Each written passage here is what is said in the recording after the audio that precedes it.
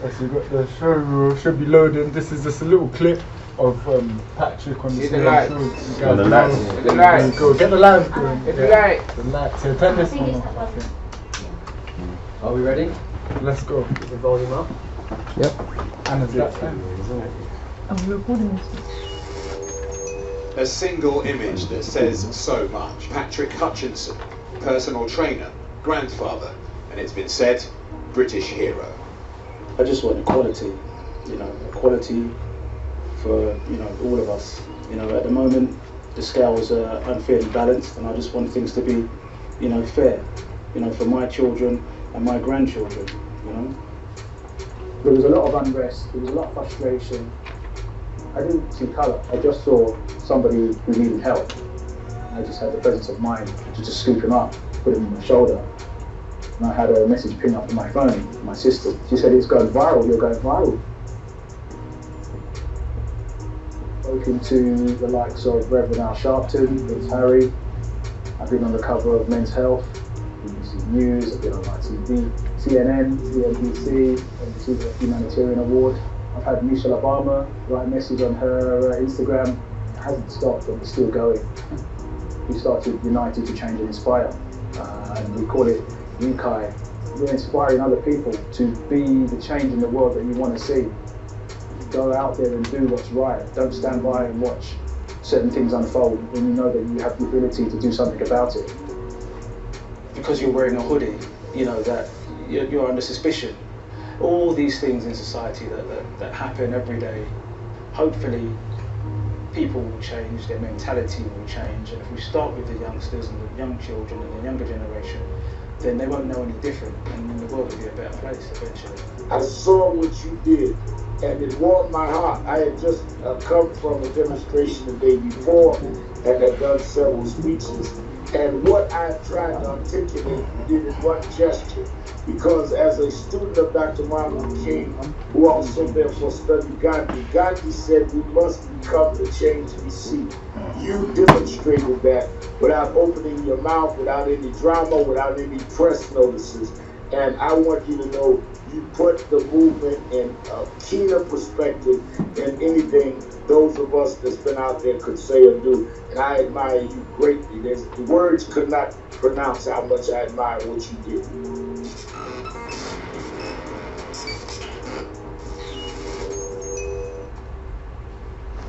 Nice.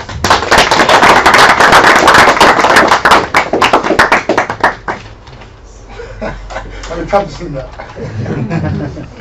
No, thank you, Patrick. Just want to say what an honour it is to have you here. We all really appreciate you taking the time out of your day to come down, share some of your knowledge, impart some of your wisdom on us, and carry on the battle against racism. Your actions on that day to be the better person have inspired hundreds of thousands, if not millions of people, and we appreciate you coming to Switchback to have this talk.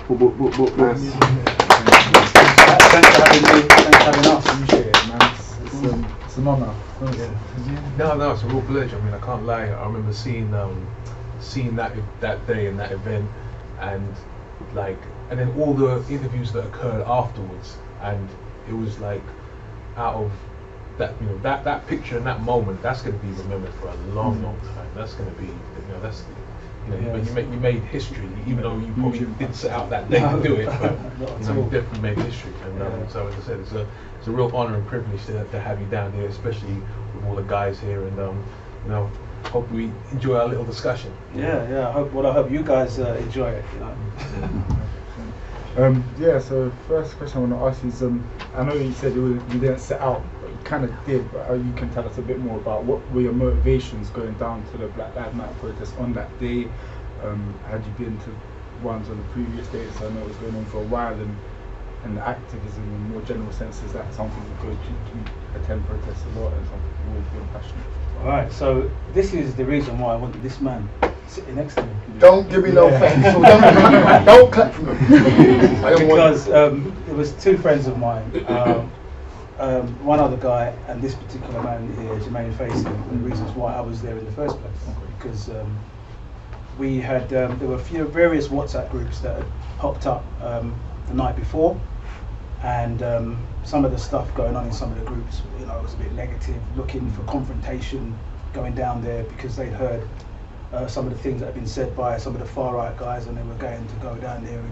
But we were on a different thing. We were sort of there thinking, you know, we want to go and you know, we're older and wiser. We've been around. When I say we're older, I don't mean wiser, but we're older. We've got experience, yeah, and we've been around for a while. And you know, we grew up in the time of National Front. Had running battles with those guys back in the day, and so we knew what it would be like. And we didn't think that some of the protesters would quite get it and understand what they were going to face on the day. So that's why we went down there. And it was Jermaine that he was on his lives on Facebook and Instagram, putting a call out to, you know, all those sort of people with the same mindset as us from the community to come down and support. And in the end, there was, I think on the actual day, was 6 of us. And I wasn't actually going to go on the day. I was looking after my grandson. I promised to look after my grandchildren, and I had my grandson and my granddaughter with me. And you know, a mate came and he literally strong-armed me out of the house because he said, listen, without you, there's only 5 of us. So I felt compelled to go. And it's funny because when my daughter saw me on the news, she thought, so where's Theo? Like her son, my grandson, is still out there carrying people. What have we done with my son? Yeah, because I was supposed to be looking after him. So yeah, that's the reason why I went, because of, like, you know, Jermaine, for example. And prior to that, you know, like every black person, of course I care about activism and equality, and I want you know, a fairer society for all of us. But I have never actively done anything about it before. And I must admit, when I saw George Floyd, his murder, you know, on live TV, I sat there and I cried, and I said to myself, what can I do? Like, I feel helpless. What can I do? Like, this is almost like the straw that's broke the camel's back. Something needs to be done here because this can't continue. And then, lo and behold, that moment became my opportunity to do something, and so yeah, I did. So can I ask a question to Jermaine, right? When you made the call, like, you made the call because you had a fear that things might go another way. What was that? Or what was behind you making the call when you said, okay, Patrick, I need you to come down? Oh, so what it was, everyone saw the picture of the police officer getting clotheslined by the traffic light. Yeah. And then they blamed the young kids, of course. I was literally right in front of it. Oh wow. So I was at the protest before. Right. So, and then literally, he literally struck about 5 o'clock. So before that, I was bored. I was let me just jump on my bike and see what's going on. So I'm riding my bike and I'm hearing about the Black Lives Matter protests, and have a look, man. So I ride up there by myself, or with my other friend, sorry. Ride up there, and I'm looking around, seeing all the young kids protesting, and for me it was like, that's love. Even though someone was doing candy in the middle of the street and stuff like that, I'm like, what are you doing, bro? Candy. Everyone's group of kids doing candy over there, some other people doing some other stuff, and then of course you get the other people who want to just cause trouble. And then I walked past there, carried on walking straight down, and I saw some real energy of young women, and the man them, but there's more women at protests at all times. And I when I see that, I'm like, where's the man them? So the man them will be outside KFC, Morley's, Olden Street, playing and chatting, stripping us, and then the women are out there fighting for us. And this is all I saw, the energy of the women. So I'm there just watching, I had my push bike with me, so it felt like a push chair. So I couldn't actually go where I want to go. And then, so I'm just hanging on the outskirts watching, see what's going on, and literally, I swear, like either 4 or 5 o'clock, it started raining. Literally started raining. Right, let me get underneath a tree. So I went underneath a tree and stood and watched everybody protesting, looking at the fireworks and everyone singing, and it was like energy. It was beautiful to see our young kids together, black and white. It was all colours. It wasn't just black people. It was all colours. And it was like, wow, this is love. I just stood back and absorbed it. I was just absorbing it in. And 2-2s, I must have looked to the left. I swear, there were about 8 horses sneaked down the road.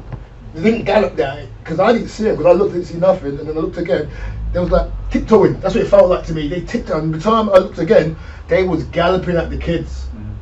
The horses, big, these horses are big. They was galloping at the kids, and the kids are too busy doing what they're doing. And then they turn, and everyone come out, they all screamed at the same time, and then people was dropping bikes and trying to move around and stuff, and then the woman lost control of the horse. Right. And then the horse just went later, ran straight through the kids, licked down a couple of youths. The woman get a lick off she got hit straight down. The horse ran in, lick up on I thought it was a dude, a young boy, turned around, ran back, went through the crowd of people then, all the way up the road, and then the woman with an umbrella.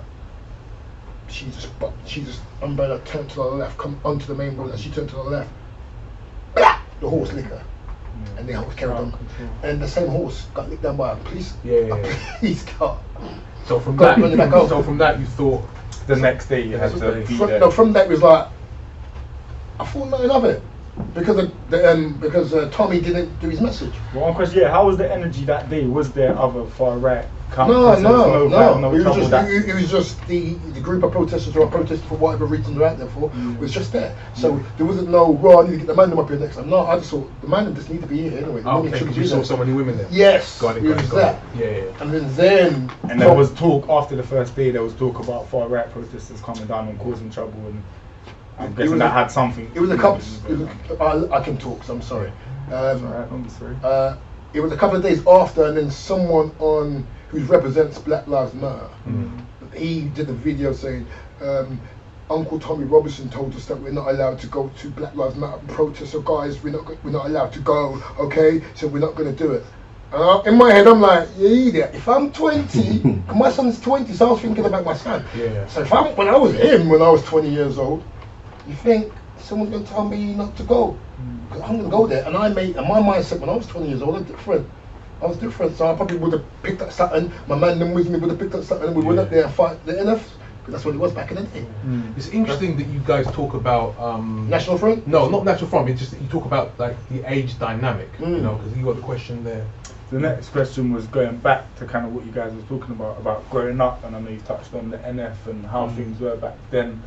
And was it seeing around the Black Lives Matter protest time and hearing that far right protests were coming back, was that like a time that you thought had gone? Because I know you said you've been never, not gone. Never that.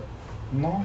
Yeah, I don't think it was gone. I just feel like now everything is being like caught on camera now, so everything is in our faces. Especially like racism. It's hard for people to run away and hide. Yeah, people always say, "Oh, it's worse now," and it's not worse. Yeah, it's just that before you couldn't film everything. Now you can. Yeah. You know, so people got away with it a lot more back in the day. But when I was younger, playing out, I grew up on a council estate in Battersea.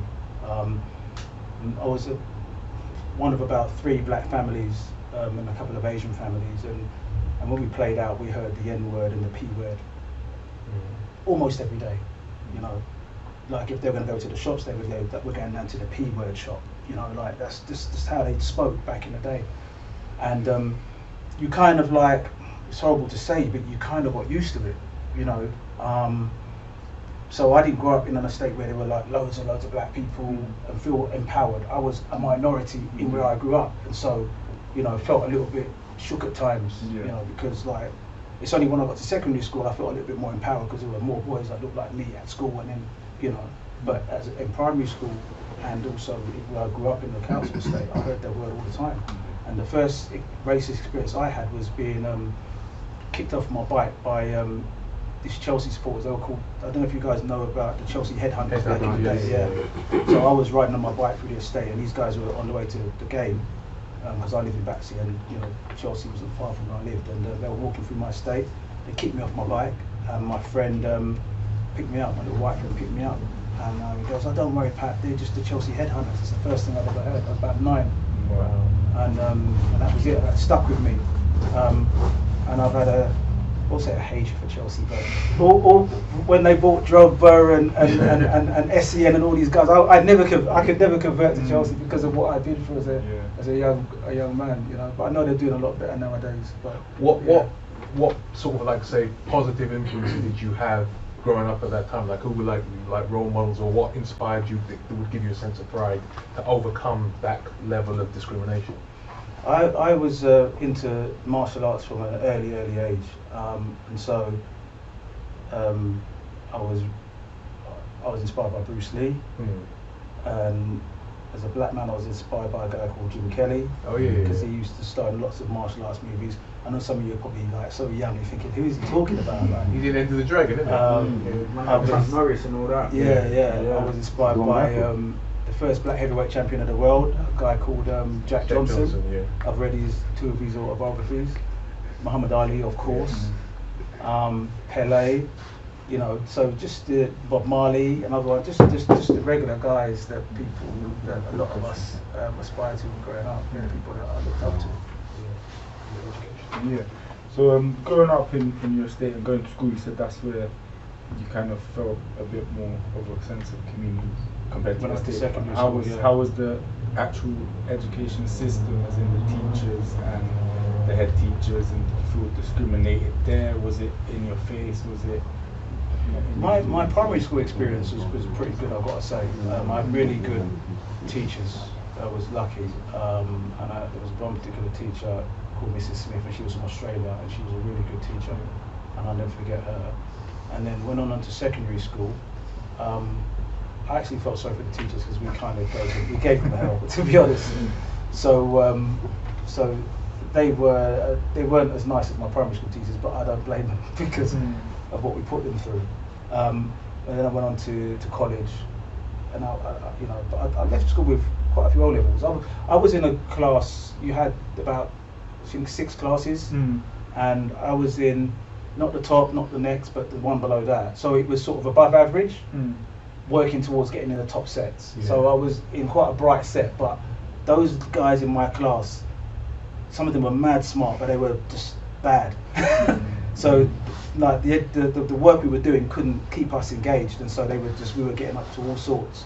But those guys, when I think back, there were some really, really smart boys in that class.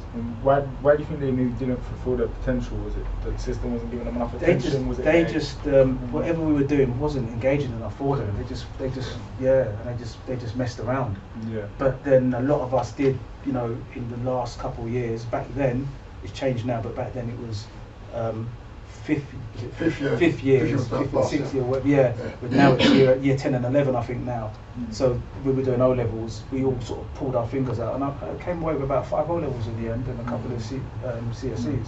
So what was the, when you're a kid, that there might be a dream of something you could be. What was that dream? I was always into sports. Right. My mum didn't want me to do anything to do with sports, but I always wanted to, because that's what I was good at growing up, but I didn't get the opportunity to really pursue anything.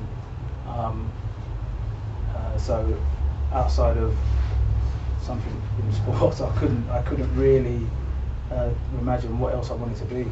But my mum wanted me to go into computing, and so I followed that road, and I was in IT in the city for a good 25 years almost. Wow. Until eventually I had to go to my true calling, You guys need a chat, because Mama, he's fitness. Mama makes his own juices, Yeah. His own juices. Okay. When you're trying to be like at your age, if I'm like you, I'll be happy. Yeah, but you jumped on, so going to the IT in the corporate world, then how was that? So, was that straight after the college you got into computing? How did the corporate world treat you? The plan, I was supposed to do a degree, because I was born in Coventry, so the plan was to go to Warwickshire University, go back sort of, but I had a son. My son was on the way. I was 19, he was born when I was 20, so any ideas of going to university were dead in the water, because I had to obviously provide for my son. So as soon as I finished my diploma in computer science, I went and got a job in the city, never forget the interview, because I turned up in bright red kickers, and they found that so funny, they gave me the job. Started working as a computer operator, and from computer operating became like a support guy, then did incident management, went on to become a project manager. So over 25 years, just sort of changed within the IT realm, and I've worked for most of the major banks, Japanese, French banks, Dutch banks, American banks, all in the city.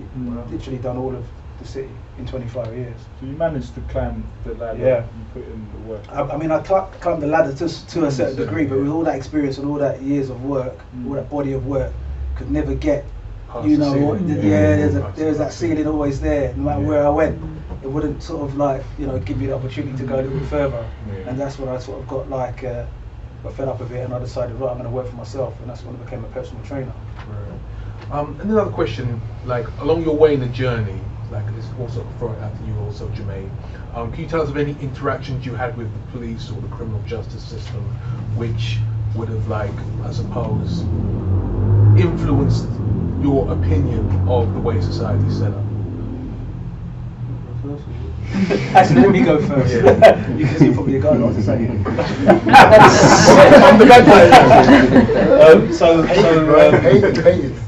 I had a few scrapes with the police, minor skirmishes and scrapes growing up with, on a council estate, as you do, getting into bits and bobs. But the one major thing I always speak about was being stopped over 25 times in 1 week in my car. Wow. So I bought a brand new Renault 5 GT Turbo, and back in the day, I was big. That was the car. It was a boy racer car, and it was like, it was popping. And I got stopped by this one police officer. That was cool. And got stopped by another one. And then the third time I got stopped on the day, I lost my rag. I just said, listen, I've been stopped. This is the third time for the day. Like, why are you effing stopping me? You're taking the mick.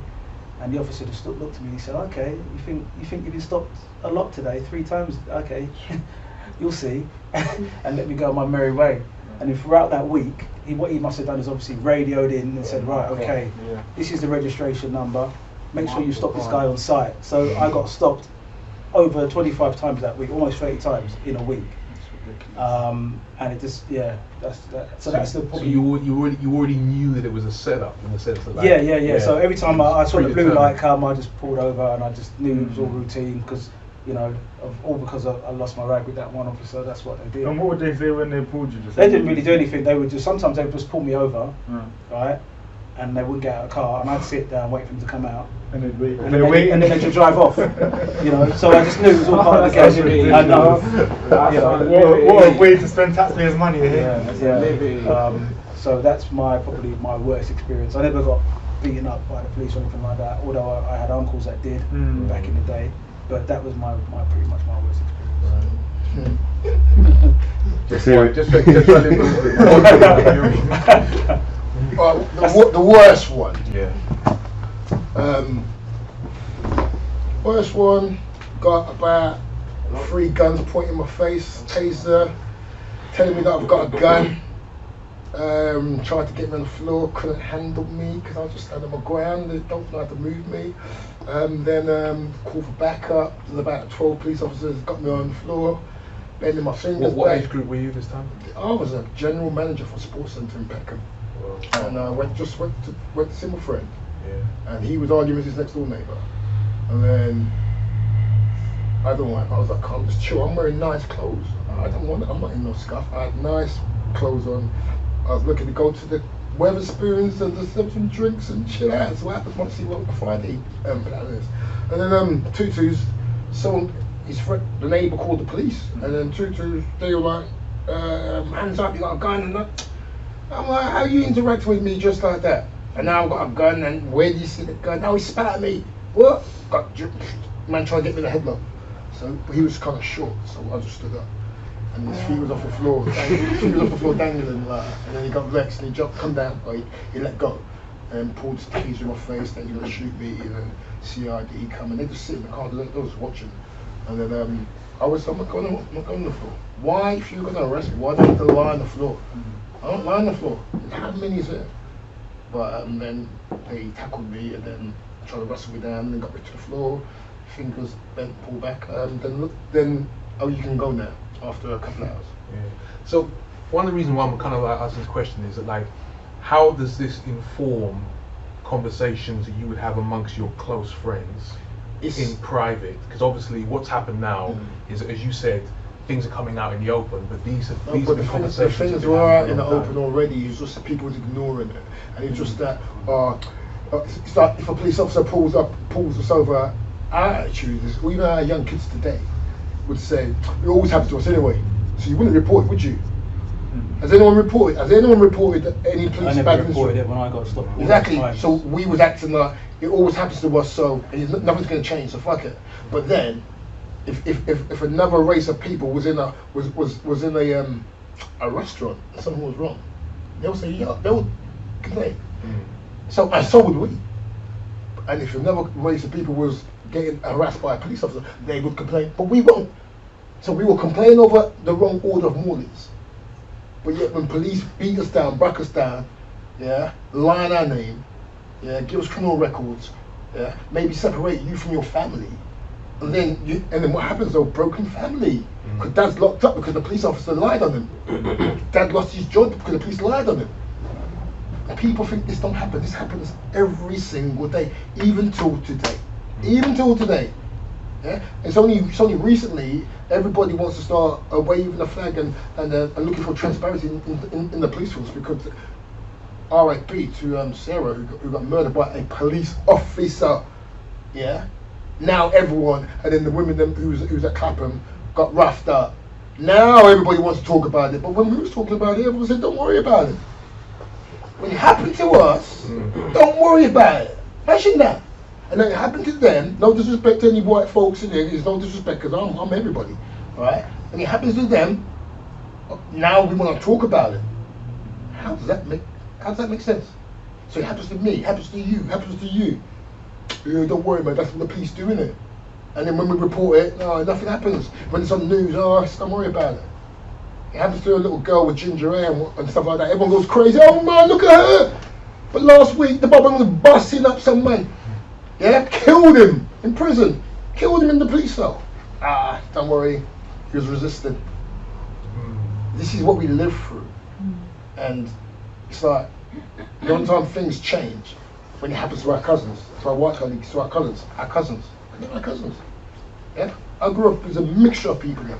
So when a white man or white lady says, I don't see colour, sometimes I'm like, shut up. But I can understand when people say that. But I tell you, make sure you see my damn colour, yeah?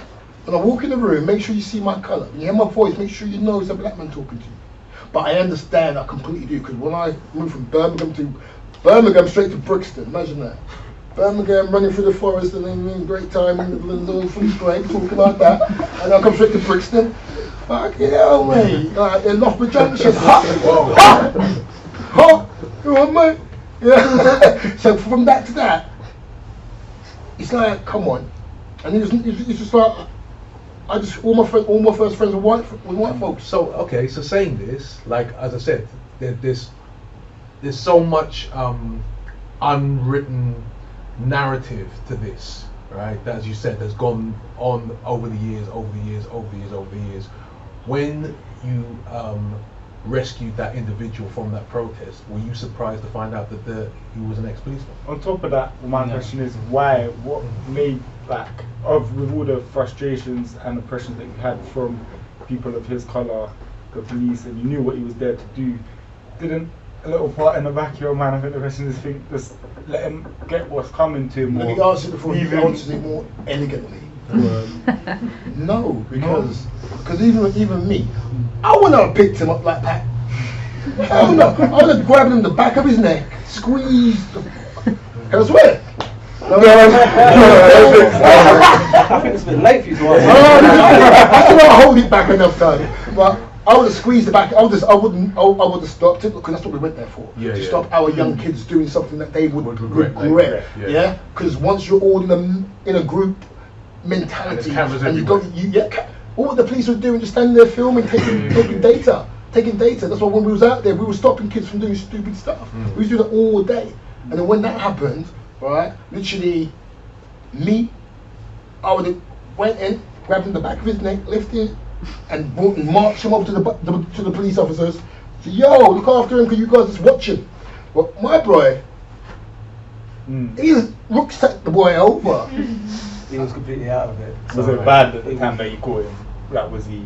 Yeah. I mean, it was a bit of a altercation going on between the protesters and then the far right guys. and then they run off and leave him on by himself. And it was like it's Just rough. doing monkey charts and stuff, and monkey charts on top of the stairs and stuff, and then antagonising the supporters, and they just kicked off. But then they were outnumbered, and then they ran off and they left him. They left him. They left him, because he was a bit, you could see he was. They all went there early. You know, when we have a party, what time we got? The party starts at 7. What time we get there? 9. Yes, but them boys, they went there at 9. They were at 7, probably like 5:30, drinking, all that stuff. Right. Yeah, so they was all steamed up and on that like, let's go, man, yeah. Because when we man, how we got to where it all was kicking off, because the police were blocking all the roads, so we couldn't go in and support the young kids who was in there getting surrounded by the Babylon. I mean, by the counter protesters, as he likes to say. All right. So the police they weren't letting no blackface in. So there's a group of white boys going that way. They'll let them through. So we no, you can't go through there. Through Parliament Square. No, you can't go through there. So we had to catch a train from Parliament Square, walk back over the bridge, catch the tube, go all the way clean into Leicester Square. Leicester Square. And then walk back to where the girls and boys was in Trafalgar Square, where they got surrounded by enough of the protesters. All right. And when we was on the train, it was funny. We was on the train. It was like at school. So it was a mixture of so it was me, Pat, and then the rest of us, sorry. And then a mixture of the counter protesters in the same carriage, staring at each other. It was like, this is the safe house. We're not allowed to do nothing here. So we're staring at each other like, one's eating a crisp looking like. I'm itching. I'm on the chair itching. I'm just like, I just want something to happen now. Because I'm with the gentleman himself and the rest of them, I have to behave, right? Sensei. But I was itching to on the train, man. Like Warriors back in the day. Come on! You guys need to look him up after this. He's an ex-MMA fighter. So But anyway, it was just literally neutral ground on public transport. Public transport, we have to behave ourselves and be okay. But once we're out there in the mix of our people, who's on the same side, then they will act the fool.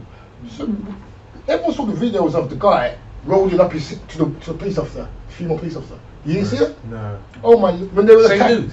The same, no, not the same dude, but the group of them. So the counter protesters was attacking the police officers, and one of them come out the middle, square up to the police officer, and rolling up his hands like, come on, and I'm going to punch her up. Did you see this stuff? Wow, you go back and you go and watch it, you'll see him ready to lick down the woman. And because they're in that mentality of we don't get back down, this is my country. Churchill, we're protecting Churchill. Concrete. We're protecting not human being. We beat up the police officer, female police officer, but we want to protect this. Concrete, what don't mean nothing right now. Wood and stone, flesh and blood. And then you got the guy, and then you got people who went there to protect Churchill. The guy's having number one, he's having number one on a police officer who died.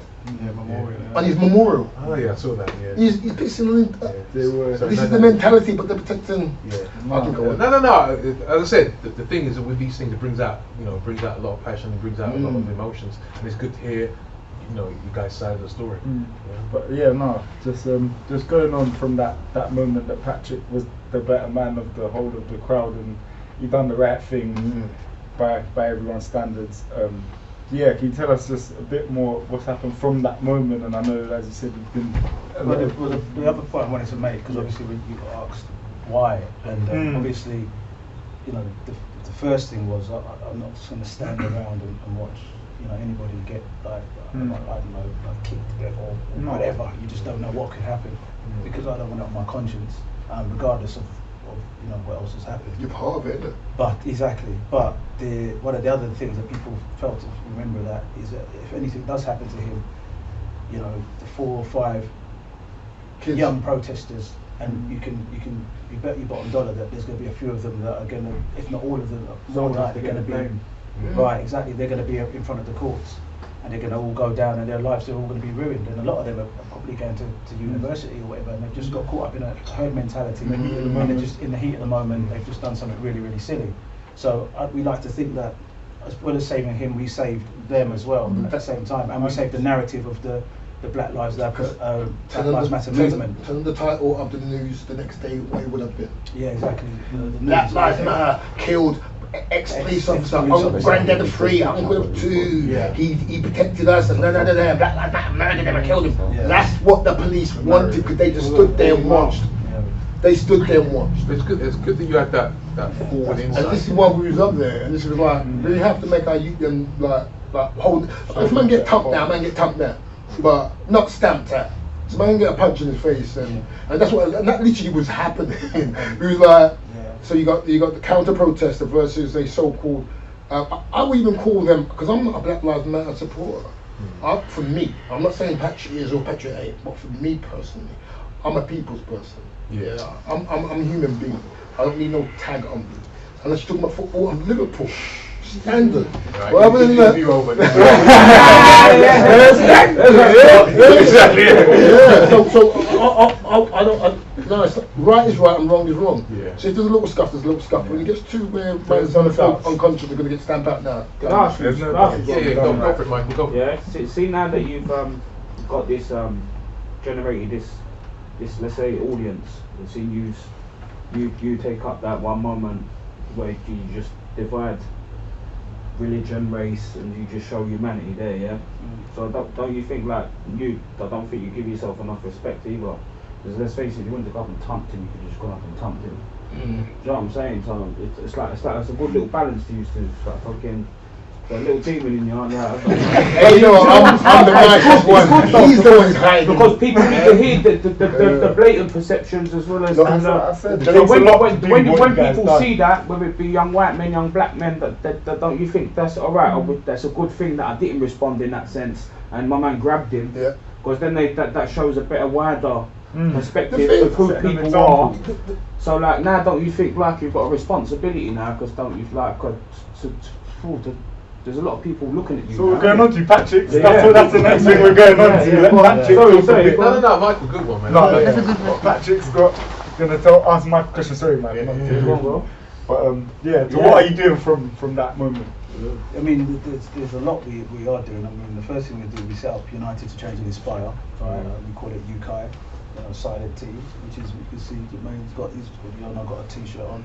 And this branding is the actual He image. didn't want that logo. That's stupid. That's Jordan logo. In the beginning, no, we just get the full mandaments. Yeah, I didn't want in the beginning because it's me. I didn't. Yeah. Really it's not you. You can't see it's you. Yeah, but because I know it. Right, but I get it. I do get it now, and it is a very powerful. He didn't want it at all. And so we've set up this organisation. We've got 4 pillars: education, mental health and well-being, reform, which is like community reform and police reform, criminal justice system, all of that. And can I say something quickly? What type of education are you teaching them? So with the education, so I go into a lot of schools, a lot of colleges, and talk with the children and stuff. What I do is essentially try and teach the young children, that we can all be that change in the world that we want to see, and try and talk to them a little bit about equality and stuff, so that we embed it in the children at a very, very early age, nurseries as well, so that the next generation are a lot more together, which they are, Can I say one more thing just to cut you? Yeah, quickly. Like for example, your parents in your age group know everything about our history, yeah?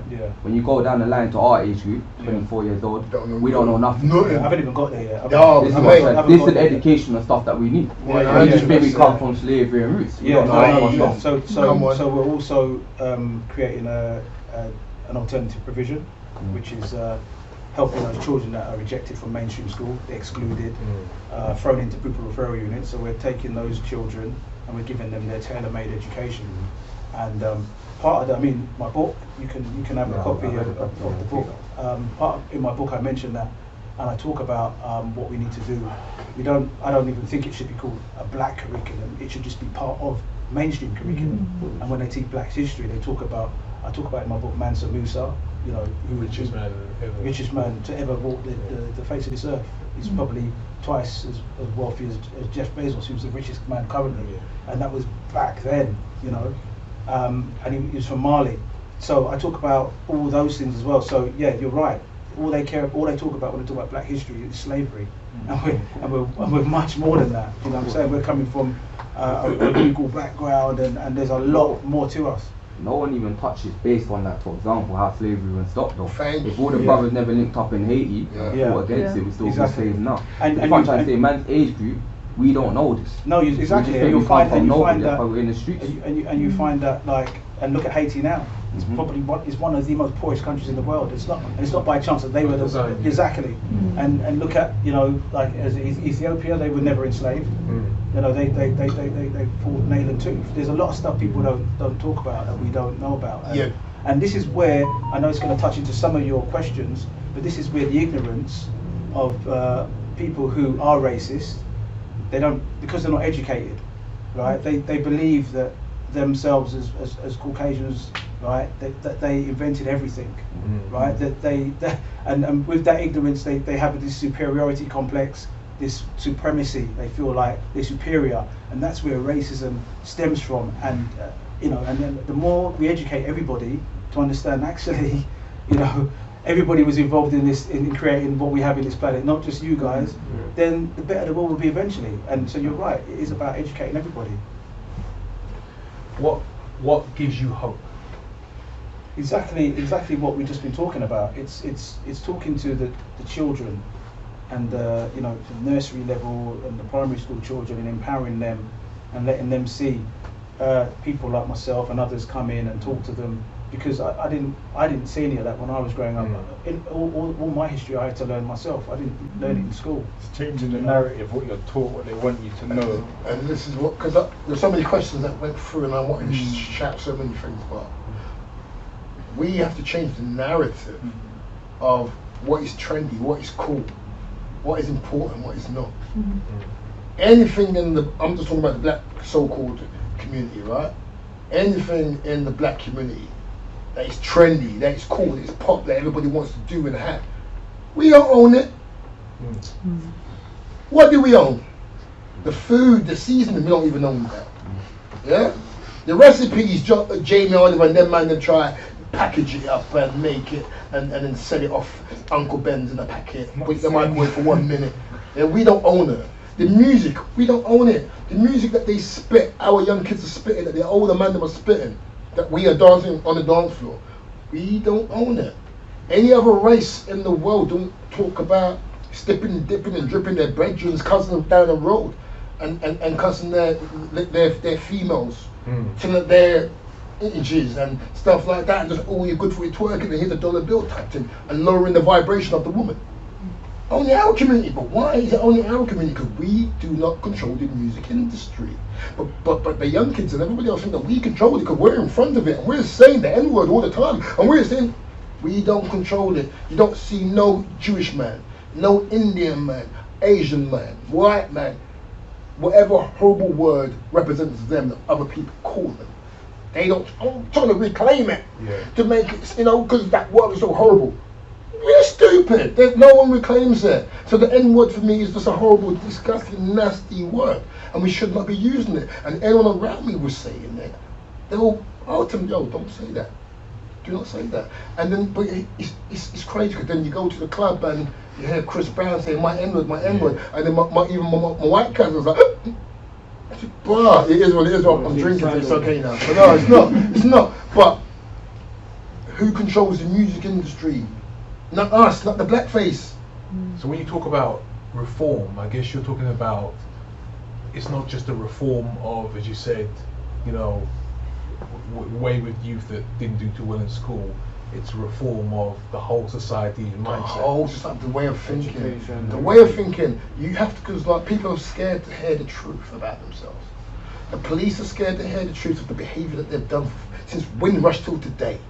This is why that, what's the name? President, yeah. That's why I didn't want to pronounce her name properly. Yeah. Cheesy bitch. Yeah. Right. This is why when she was saying there's no racism and there's no vesting in the police force, we all know it's a lie. But they will stand there blatantly and say these things. Yeah. Boris Johnson, how he behaves. So okay, here's a question for both of you, and then I think we'll go to if anyone else has got any other questions, you know, we'll get this in quickly. How would you reform the police and the criminal justice system? Oh, let me hit that. And everyone here has got their. We've all got our own opinions, and we've all had our own meetings many a time with recommendations that we would have. It'd be interesting to hear. It's an easy word. It's only one word: transparency. Right. It has to be transparency.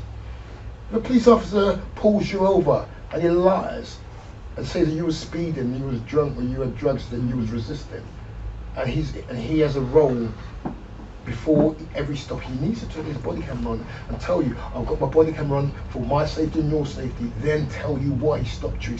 That's the process. That's the process. If you choose not to go through that process and then something happens, then whatever evidence you want to put upon that man or woman, sorry, we can't bring that in unless there's external witnesses out there that can back it up. That's why transparency needs to be there. And then when a police officer has done something wrong, the information should be there for the general public to see, oh, what happened? Because you're a police officer, innit? So if I was a police officer, I don't want you to be a police officer, and the contract said, if you do one thing wrong, if you lie, if you cheat and steal or murder somebody, or take pictures of them, dead bodies and stuff like that, and put in a WhatsApp group that we all send messages to and call each other rapists and stuff like that. If you do anything like that, right? Don't know you. If you do anything like that, you're going to get the maximum sentence for every crime you do. But you want to be a police officer and you're not going to do nothing wrong, are you? No, I'm not. So I'll be a police officer because I know I'm not going to do nothing wrong. You understand? Yeah. If that was the rule and regulation for all of these people who are in power, who have power over us, you would see how everyone would fix up. You would see how everyone get fixed up. And it's simple. It's so simple. A police officer lies, alright, you can get 8 years in prison. What? People think twice about what they're doing when they're being watched, isn't it? It will. Because you're a police officer, you always supposed to be doing good. Even though you're a human being. Yeah, you're a representative of the law. Yes, you're a police officer, so you have to overthink the punishment for people who can hold punishment upon you and the community at large. Can wreck families. What about yourself, Patrick? What other? I just think it's just simple, basic stuff. I agree with what Jermaine said, but just like holding people accountable, like the stuff. I mean, the reason Cressida Dick lost her job because she hasn't held people accountable. I remember when Bianca Williams and her husband and their baby, when she got pulled over, and they roughed them up, and they had a little baby with them, and she basically backed them at the time and said they'd done nothing wrong, and later on had to sort of have to do a U-turn. You know, I mean, those officers that were had the WhatsApp group, apparently most of them are still in their jobs. That makes no sense to me. Like, the person at the top should be like rooting all these types of people out. They have to get rid of the structures. The structures are all wrong, man. You know, these guys, they're chauvinists, they're racists. A lot of them. I'm not talking about all of the police. I'm talking about the ones that we're talking about. They were getting caught doing these things. Right, they need to be rooted out, and anything that they do wrong, they should be, like Jermaine says, they should be, they should be held to a high standard of the law. So they should be getting some serious sentences as well. Because if it was us, we would get those sentences. So they should, because of the job that they're doing, because they put themselves forward. The same as the criminal justice system. They should be, they should get the full out of the law, put down on them. But yeah, basically, it's just rooting out all these guys, man. It's not good. And it's like I was trying to jump in. Same with the criminal justice system. We know if Marcus from Brixton had a bag of weed on him and he got pulled over, he's going to get arrested, and he might have more than personal. So he might probably want to sell some to his friends around him. So now you're classed as a dealer. And then you got the banker who's got some cocaine in his pocket that he asked Leroy to go bring up to West London. Yeah, so now he's telling these young kids to come to West London and bring me some gold and give some money. So these bankers and these lawyers and these MPs can be taken at Charlie and stuff like that. And majority of the time they won't get searched or get caught because they literally don't get what's the word I'm looking for?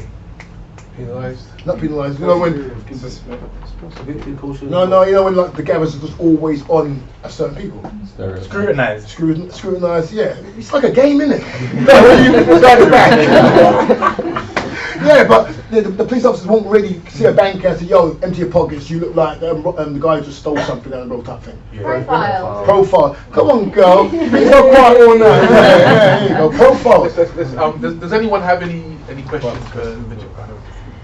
I'm not saying you guys in particular, but on the topic of racism, when spoken about it, it's mainly focused on colour, and it's not. The religion aspect of it is not like talked about as much as colour is. I mean, for like me, I'm a Muslim. There's a lot of things that happen to Muslims as well. Do you know what I'm saying? 100. And it's not being spoken about the same way that whatever happens to someone of colour is spoken about. Only some, not all. So if we had the behaviour of when certain people say certain things about Muslims, and then they just change the M to a J, yeah, putting out a certain follow of people, yeah, they'll get shut down, locked down. That's what you can never think about that. Nothing. So it's a certain society where certain criteria of people are looked better than others when I don't live like that. You know what I'm saying? I mean, I would like to add and say that, I mean, from my perspective, at the very beginning I mentioned that I used to hear the P word and the N word all the time.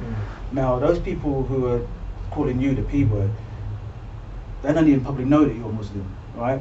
You could be a Muslim, you could be a Sikh, you could be a Hindu, right? So to be honest, the religion doesn't really come into it. They're looking at the colour of your skin. No, but that's what I'm saying. That's the colour part. But I'm talking about women in headscarves. I'm talking about men in phobes. Do you know what I'm saying? That's what you guys are missing out. You completely went away from that part. Do you know what I'm saying? Right. Our own Prime Minister said letterboxes and bank robbers. That's the thing. Do you know what I'm saying? That's nothing to do with colour. That's nothing to do with the P word or the N word. So that's to do with the religion itself. Yeah, so it's not that we're missing it out. It's just that there's so much. I honestly feel it's part of this, like we're encompassing the whole thing. It's part of the same. If when you start to segregate things, you weaken the argument. Right? We need to, like they say, there's strength in numbers. I'm not talking about segregating it. I'm just talking about. So when I talk about racism, I'm talking about everything. Yeah, that's what I started off. And all types of discrimination also. Do you know what I'm saying? I'm talking about it all. But the beauty of what you guys have done allows you to bring your point up in the conversation. 100%. You know. Because I mean that was the whole thing, was it? It's not black or white. Because you can turn around and say, what about the Muslims? And then a Sikh person say, what about the Sikhs? And then a Hindu can say, what about the Hindus? That's what I'm saying. That's the power of one picture can take sometimes. And this is when for me, and when people say, what does that picture symbolise to you? I say, it symbolises anything. I said, that can symbolise anything. That can symbolise strength, helping, anything that you as an individual from around the world, right? You can see that picture and not know the story behind it, and can see that there's someone helping somebody. You can't see if it's a black man or a white man. All you can see is a fellow human being helping another human being, and you can use that to use as a backstory to anything that you guys do in life, any of us do in lives, that can help kids, adults, and like again, my brother Patrick, he talks a lot about the kids. I'm always going like, all right, he's got the kids. I want new people, them now, your age. I want the big man them, the big woman them. Because like, you're never too old, you're never too young to change. It's okay to be wrong and it's okay to change. And because we don't promote change.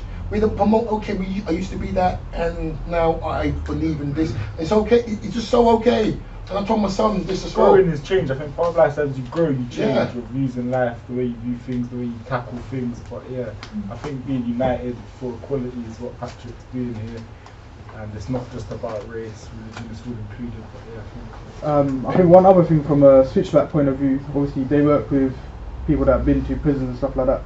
So the racism in prison itself with prison officers and stuff like that, not just police officers, do you know what I'm saying? But why do you think that is? It's structurally racist. But why do you think that is? It's education from. But why do you think that is? Because I tell you why. Because we don't promote our own people policing ourselves. We don't go like, we don't say it's okay that my brethren or my brother wants to be a police officer. We don't promote that. We don't promote that our brothers and our sisters want to be prison officers or judge or these jobs that are doing us in. We don't promote us to be these people. The only way we can make it better is by actually being in there. Otherwise, they're going to continue doing what they're going to do. To call it out and call out. You know, it's okay to be a football player, isn't it? Or a rapper, or a dripper, or a dipper, isn't it? It's okay to be an entertainer. But also, the systems in place need to be there within the organisations. 100%. Because when we are there, and then we say that these guys over here. No, but we can't be going. Because we're not promoting it as a community. Yeah, we're only going to go in there singular. Now, if we go in there. Go on, brother. But then they're still going to be under structure though.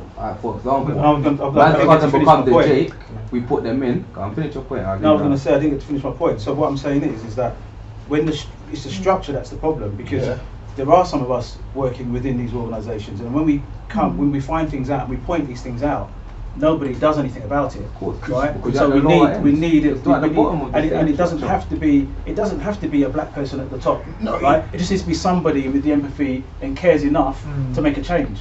Okay, that's all it needs to be. Yeah, and once they're at the top, it will trickle down, and everything will be fine. No, it wouldn't. Right? It will be, because what will happen is it doesn't even matter what colour you are joining the force, because it's coming from the top, and everybody will understand what the organisation they're working for, what it stands for, and that's it. But the organisation is, because like, check it, right? You can have as many black officers or many black prison officers as you like. If at the top the system is still broken, they're all just going to fall in line, right? Because they're worried about their jobs and paying their mortgages. That's more important. But what I'm trying to say is, because we, as in the black community or the brown community, whatever community people want to start pointing fingers at, when we all know when we was young, and if, what, man, be a police officer, you mad? That was then. But this remember, I've actually been up to the Warren where they recruit police officers, right? And there's more and more black recruits, right? I've got good friends who used to be prison officers and who are prison officers. So that over time will be more and more of us in these organisations. But the organisation itself needs to change. Yes, but what I'm trying to say is, I hear what you're saying, because I've got students who are police officers now. And ex-students who are police officers now, and whatever jobs they've got now. What I'm trying to say is, I know we've got these people in there, but us as a black community, I'll say the black community, we don't verbally promote it. And because even though we can go and be mature about it and how we're talking, how we want change. You talk about the value system. We would never promote it. You won't hear no drill rapper, no hip hop rapper saying, yeah, we need to be police officers because that's a good job and all them things there. That's the thing, because we can't verbally promote something if when they do get there, they're still not going to have no say. No, but what I'm trying to say is, what are they going to say? We got like 20 police officers. What are they going to do? No, they're still under command. They're the same thing. This is why I said the whole organisation. But this is what we're going to do. This is what we're going to do. We're going to say it's never going to work, so we're not going to do it. No, but we've done that we've done this for literally how many hundreds of years. We've had that mentality. Yeah, we've done that shit. And then go on. I'm sorry as well. All right, but what I'm trying to say is we need to hit in all areas. So while we're hitting in the mentality of the community, thinking that it's okay to be a police officer, a fire officer, fireman, a post officer, whatever job is there that you are happy to be and want, yeah, it's okay. It's okay, bro. And then we hit in the head people and say, yo, transparency. If you're not doing that, we're gonna come for you. And then we all, as a community, we will go and we will stand outside and wait for you. Say, yo, we voted you in. You're not doing this thing there. We need transparency. We need to know what's going on. They've done that. And we need to be consistent. We're not consistent. So I just want to throw to someone that's thing, Malik and then Michael. Even if we even if we do that now, yeah, that's still not going to change. Like in every single country, we're at the bottom of everything. We ain't got mortgages, we ain't got nothing. They ain't changing no structure. We're still poor in every single country. And we're still war in every country. How are they going to change that then? Yeah, but you got to start from somewhere. And if we all have that mentality, I think we will never get anywhere. I think me personally, if you were to hit up all the black people, start implementing, this is what we want for us, this with this, yeah, I bet you see more change. Because most people want to change, most people want to eat. But a lot of the young people don't know. I think it's You're having talking I jobs think to what us, you're he's talking saying this, is but having a most of the youth are entrepreneurs. Yeah, but Like, we're not hitting. You're not. I don't think we're hitting the right chord for us. What would you call an entrepreneur? Entrepreneurs, right, cool. You could look at let's look at illegal, let's look at legal. When we go to sell drugs, what we do? I sit with mine, I do target market. I need to do this, what I need to do. It's the same shit. So if one's legal, and the thing is, and this is the thing with education, right? The thing is, we are not taught to be real entrepreneurs, understand about tax and yeah. We're just talked about being workers. Yeah, we don't know nothing about the stock market and stuff like that. We may do now and have a little idea, but all these things should be optional and there, and we should learn this and want to learn this in the family structure. You understand? So what our kids or our young men and women who probably went to prison, but has the idea, I can read these charts. Oh, I can employ myself. Okay, I got a little bit of money. So I'm going to learn these charts. I learned trading through lockdown 1 year. Just sitting down, watching, learning, making mistakes, losing money, winning money. Oh, okay. Once I spent the 1 pence, the first £1 I put in on a loss, I was embedded to learn this thing. I wanted it back. And I learned trading by just YouTube watching some corny little boy from Canada talking some idiot jokes, and I said, what are you joking about? This is stupid. And then now I'm laughing with him, right? I'm laughing with him, watching it live. I'm trading the same trade he did, so I can understand what he's talking about. And then read, oh, that's what that means. So the RSI is up here. Oh, okay, the VWAP. Oh. And I learned this, and I was always, like a crackhead. I was like, no, you guys need to be on this. Oh, for ages, and everyone listened. No, I'm scared of it. No, you guys need to be on it. Because we don't promote our kids. And I've always said, anyone who goes to prison needs to learn this stuff. Because you can be your own boss. And I told my sons, download Trading 212. Download Trading. Did he do it? No. I told his mum, do it. Did she do it? No. And then now, I'm watching them. I said, look at this. Bing! What's that noise? Because I don't know. Money. and our kids love money. I love money. I wish I had money when I was a young kid. You understand? And if I could sit down with my laptop here, I can understand my strategy, find a strategy. And this is what we can teach our young men and women in prison. These are the things that you guys can do. Okay, you're working in Sainsbury's, or you're working over here, or you're doing your Deliveroo. That's fine, but that's your income to be the CEO that you want to be. And you can use that by understanding businesses and stuff like that. Is there anyone else that's got any other questions? I've got one for Jermaine. Yeah. A little disclaimer, this isn't an attack on your values or anything, but I want to go back to when you said you're a people's person and you don't support the Black Lives Matter as a movement. I want to say that it's inception in itself, and the reason that it inspired so many people to speak out is because people weren't being heard. So I want to the question. Obviously I know it was influenced by you being growing up around like a mixed environment. That's not the question. I want to know how you arrived. I want to know how you arrived at that juncture. Is there one thing that made you arrive at that juncture? So, what is your question? Why do you disagree with BLM? Why do I disagree with BLM? Because BLM don't represent me. If any of you, has anyone looked on the website of Black Lives Matter? Are you talking about the Zionist side of it? See, there you go. Because the wording is different to the business. The Black Lives Matter is different to the company. Black Lives Matter is different to Kick It Out, because Kick It Out was there before Black Lives Matter. So when when Kick It Out was there, kicking racism out of football, Millwall football team was the first team in England. Millwall's a racist team. He was the police officers' team. They was the first one to set up a black kick racism out of football. They were, all right. So when you had Kick It Out, racism, what was in there for years and years and years, and no one was paying no mind to it, no one was paying no money to it, no one was understanding it. They was, they just like whatever, and then but that was there, and that says kick racism out of football, Kick It Out. That's what it stands for. We didn't need to say Black Lives Matter, then Kick It Out, kick racism out of football. That's the problem. All right. So then all of a sudden they've gone. Now everybody wants to kneel on the floor. If you want to kneel on the floor, you're independent, you're a man, you can do whatever you like. I stand up high, and my hand up high. You understand? I guess that, And the last thing to say why I don't represent the company Black Lives Matter, because it says we're here to represent the women. I love that. The children. I'm all for that. The LGBTQ, I might be saying it wrong, and that's cool. and Elizabeth Negate said that. I was like, okay. But then you don't represent me. But you, the company, ran off dead black men.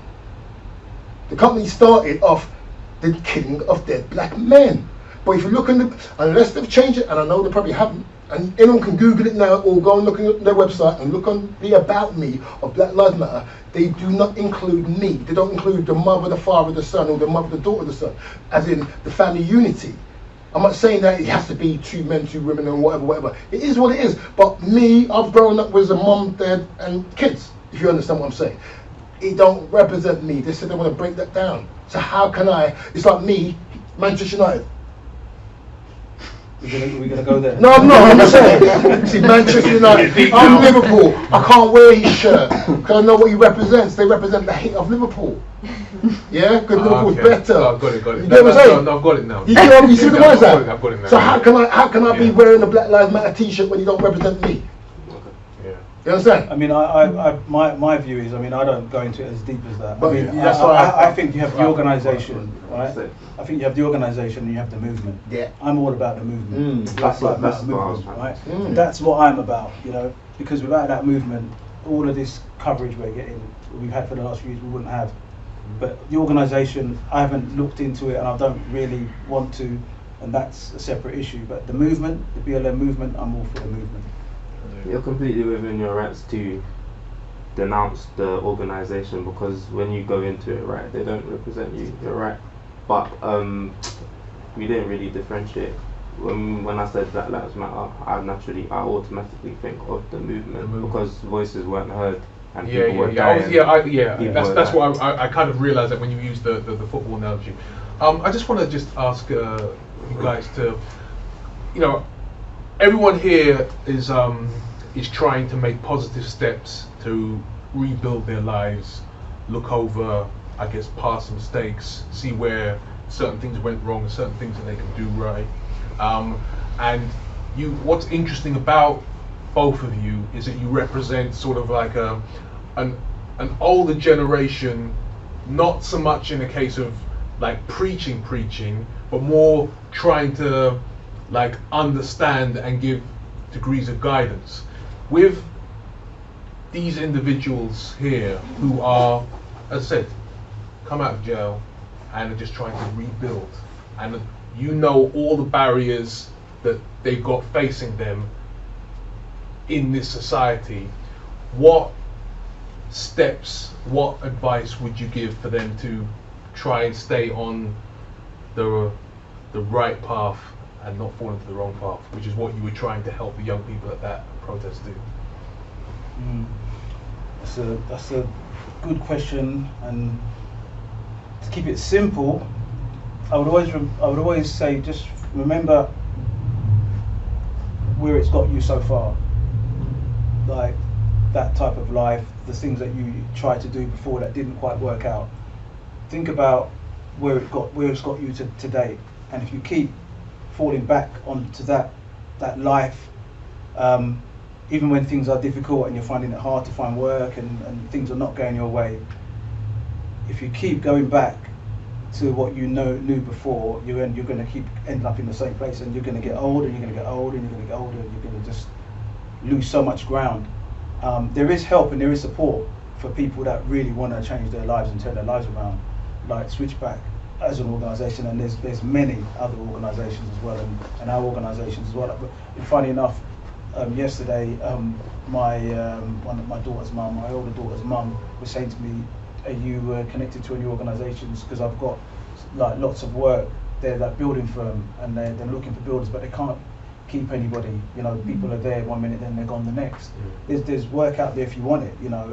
And this doesn't have to define who you are now, but it's a stepping stone, and you can use that money to do what you want to do. Like that's what that's what we're all doing. You know, we can't all be entrepreneurs or crypto gurus or whatever from the get go. You know, you know, if you want to trade in crypto, you need the money first, right? Where you're going to get it, like Jermaine alluded to earlier. So I think we just have to just remember that, and it's not a sprint, it's a marathon. This is a long thing, a long haul. things are not going to change overnight, but eventually you will get there. But if you revert back to old ways, that's giving up, in my opinion. It's giving up, and you're going to get, like they say, if you do what you've always done, you're going to get the same results, aren't you? You're going to end up in the same place, and regretting it. The thing is, and the thing is as well, it's like, you guys can't see yourself Patrick's age, can you? Neither can I. So I understand, so I understand this. Yeah? I can just see myself right now, right? So we can't see. If we keep on getting in trouble, and then now I'm fixed up now. I want to get a job, and then, right? You have to man up to what you did for the last 10 years, causing trouble, selling drugs. Okay, and you have to own your isle. You have to own it. Because you won't get the job if you want to lie about it and say, well, I'll just do this, and then they find out, because they're gonna find out. You need to. You as a person have to want to change. No one can really make you change it for yourself. You're gonna have to want to change. And sometimes when you want to go for that job, you think, oh, that's a job, I can do that, and then you remember all the things that you used to do, you used to enjoy, and then now you have to back that behavior up. Because your behavior that you've done, this is what I tell my son all the time, you do this, okay, but then when you want this, you have to think about all these things that you've done. And then, I've never been to prison, and I'll promote that. If you go to prison, I'm sorry, you did whatever criminal activities you did, you was rubbish at. You was rubbish. You was not cool. You was rubbish. I don't, no disrespect. When people want to promote, man's in prison, yeah, I got my PlayStation. Hey, I can, phone call. Who? Abdul, yeah? India, to do what? All right, cool, when? Tomorrow. And I look at my girlfriend, this is what happened to me. A guy wants me to go India to teach martial arts for 12 weeks.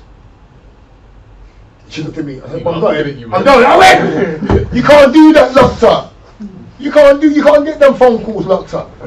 You can't get, and this is I love traveling. I love being free. You know what I'm saying? From boarding the house, and I want to get up and walk down the street and go to 7-Eleven, or go check my brethren and play some pool, or when I used to smoke weed, yeah, go and just burn some weed outside. I can't do that locked up.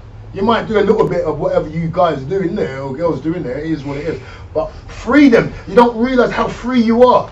You don't realize what freedom is until you're locked up. Because when I got arrested the other day, you don't know.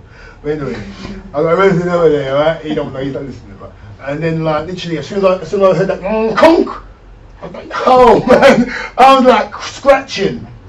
And I couldn't handle. I can't. Any of you guys went, you're good. I can't get locked up more than a couple of hours. I can't do. I don't know how you do it. And repeat. My brother is a repeat offender since the age of I was 12 years old, and I'm 45. I know I look young. I'm 45, and my big brother still locked up in there, so in and out. I'm like, you got family in there or something, bruv? I don't get how my big brother supposed to look after me. Yeah, supposed to look after me and show me how to live my life. He loved jail more than his real family. Since I went to senior school. So I went to junior school. My big brother's in big school, boys' school. He left a trail of madness for me. So I've come in there, one little boy. Well, you afraid you stretch his brother? Yeah. Fighting every year because he left a stretch and then he's gone to prison. From that day, man's been in prison. To 45 now, I'm 45. He's 50, and he's still in prison.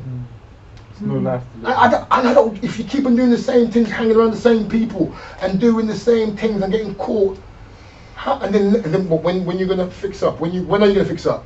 Like when you're 45, 50, 60, and you can't really go and do things that you want to do. I think on that note, you know what I mean? Yeah, no, go on. I'm sorry. No. It's been a real conversation. I appreciate Jermaine and Patrick, both you guys. Nah, you appreciate I definitely appreciate you. You're a hero. I